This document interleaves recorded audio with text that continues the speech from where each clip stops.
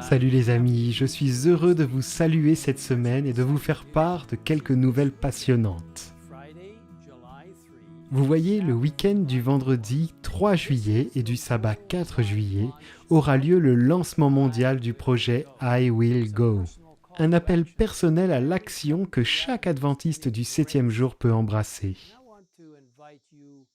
Et je veux vous inviter personnellement à vous impliquer dans cette incroyable mission pour atteindre le monde, ce qui fait toujours partie de l'implication des membres.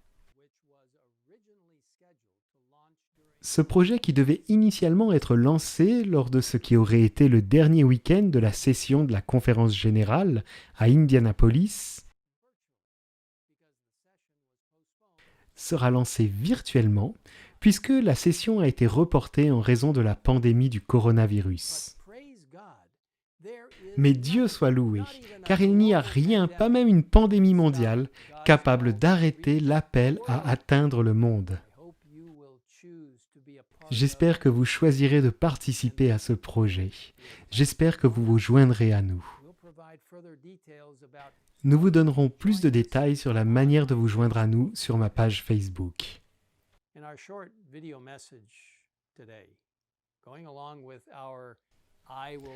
Dans notre petite vidéo aujourd'hui, pour suivre le thème I Will Go, je voudrais consacrer quelques minutes au livre d'Ésaïe, chapitre 6. Vous voyez dans ce chapitre, le chapitre 6 d'Ésaïe, nous voyons un jeune homme, Ésaïe, qui est témoin d'une vision surprenante. En commençant par le verset 1, lisons ce qui suit jusqu'au verset 4. L'année de la mort du roi Osias, j'ai vu le Seigneur assis sur un trône très élevé. Le bord de son vêtement remplissait le temple. Des séraphins se tenaient au-dessus de lui. Ils avaient chacun 6 ailes, 2 dont ils se couvraient le visage, 2 dont ils se couvraient les pieds, et 2 dont ils se servaient pour voler. Ils se criaient l'un à l'autre, « Saint, Saint, Saint est l'Éternel, le Maître de l'univers. Sa gloire remplit toute la terre. » Les montants des portes se sont mis à trembler à cause de la voix qui retentissait et le temple était rempli de fumée. Pouvez-vous imaginer ce que cela a dû être de voir directement la salle du trône de Dieu, de voir et d'expérimenter la sainteté de Dieu, d'entendre les anges proclamer « Saint, Saint, Saint est l'Éternel, le Maître de l'univers ». Pouvez-vous imaginer ce qu'a dû ressentir Ésaïe ? Eh bien, il n'est pas nécessaire d'imaginer, car Ésaïe nous répond au verset 5 où nous lisons « Alors j'ai dit, malheur à moi, je suis perdu car je suis un homme aux lèvres impures. J'habite au milieu d'un peuple aux lèvres impures, et mes yeux ont vu le roi, l'Éternel, le Maître de l'univers. »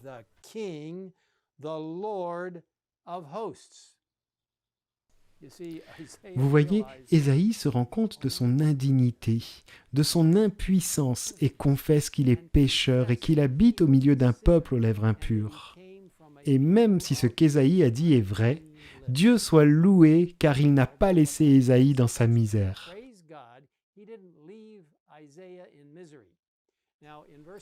Dans les versets 6 et 7, nous voyons un ange spécialement envoyé voler rapidement vers Ésaïe pour le purifier symboliquement de ses péchés en touchant sa bouche avec une braise. L'ange parle au verset 7 du chapitre 6 d'Ésaïe. Lisons ensemble.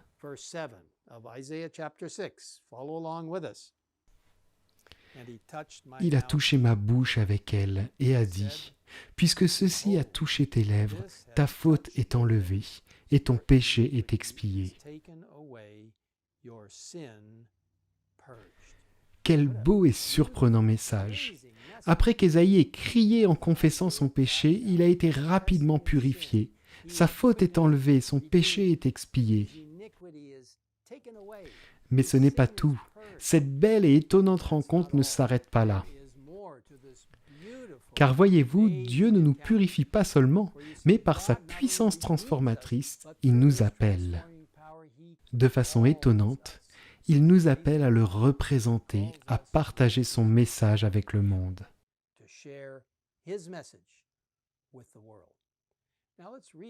Lisons la première partie du verset 8, où Ésaïe écrit « J'ai entendu le Seigneur dire, « Qui vais-je envoyer et qui va marcher pour nous ?» Nous voyons ici la Trinité, le Père, le Fils et le Saint-Esprit. Et je crois en la Trinité. Quelle merveilleuse et belle compréhension de cette Trinité. 3 personnes en une. Elles sont incarnées dans le mot « nous ». Quand on lit « Qui va marcher pour nous ?» Puis Ésaïe répond, comme nous le lisons dans la dernière partie du verset 8. « J'ai répondu, me voici, envoie-moi. » Comme c'est merveilleux. Ce jeune homme dit, « Je suis là, j'y vais, envoie-moi. » Mes chers amis, avez-vous eu une rencontre avec Dieu? Avez-vous vu la beauté de sa sainteté? Avez-vous confessé vos péchés et l'avez-vous accepté comme votre Seigneur et Sauveur? Lui avez-vous permis, par sa grâce transformatrice, d'enlever votre faute, d'expier votre péché? Bien sûr, je me pose aussi ces mêmes questions, car c'est lui qui nous appelle aujourd'hui. Il demande « Qui vais-je envoyer et qui marchera pour nous ?» Allez-vous répondre? Allez-vous dire « J'y vais, envoie-moi » ? Dans le merveilleux livre de dévotion d'Ellen White, intitulé « Reflecting Christ », l'esprit de prophétie nous dit « Chaque fois que Dieu avait une tâche spéciale à accomplir, il a toujours eu des hommes prêts à répondre à la demande. À chaque époque, lorsque la voix divine a demandé « Qui va marcher pour nous ?», la réponse a été « Me voici, envoie-moi ». Abraham, Isaac, Jacob, Moïse avec son humilité et sa patience, ainsi que Josué avec ses nombreuses capacités, furent enrôlés dans le service divin. La musique de Myriam, le courage et la piété de Déborah, l'affection filiale de Ruth, l'obéissance et la loyauté de Samuel. Puis l'auteur poursuit. Dieu ne donnera pas son esprit à ceux qui ne font pas usage du don céleste.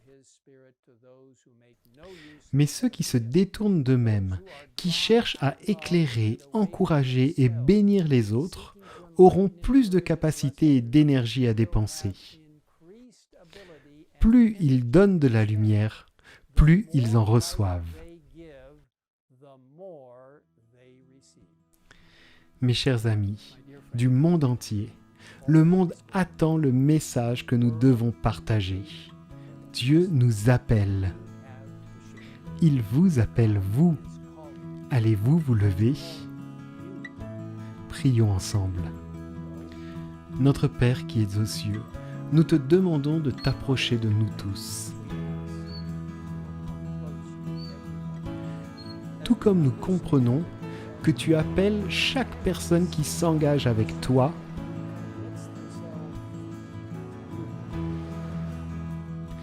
que tu nous demandes d'aller proclamer ce message et le message des 3 anges dans le nom puissant de Jésus. Que tu appelles les gens à toi, à t'adorer véritablement, toi notre Dieu. Aide-nous Seigneur à comprendre que I will go n'est pas seulement un programme, ce n'est pas seulement une devise, c'est un engagement qui vient du plus profond de nos cœurs. Parce que nous sommes en relation avec toi et que tu nous inspires pour aller dans le monde, pour porter le message puissant qui dit que Jésus a une issue de secours pour nous, qu'il intercède pour nous dans le lieu très saint du sanctuaire céleste et qu'il va bientôt enlever sa robe sacerdotale, revêtir sa robe royale et venir nous chercher pour nous ramener chez nous. Seigneur, aide-nous à nous impliquer en tant que membres. Aide-nous à dire « Envoie-moi, I will go », toujours par la puissance du Saint-Esprit. Nous te demandons tout cela au nom puissant et merveilleux de Jésus-Christ, notre Créateur, Rédempteur, souverain et meilleur ami. Amen. Best friend, Jesus Christ.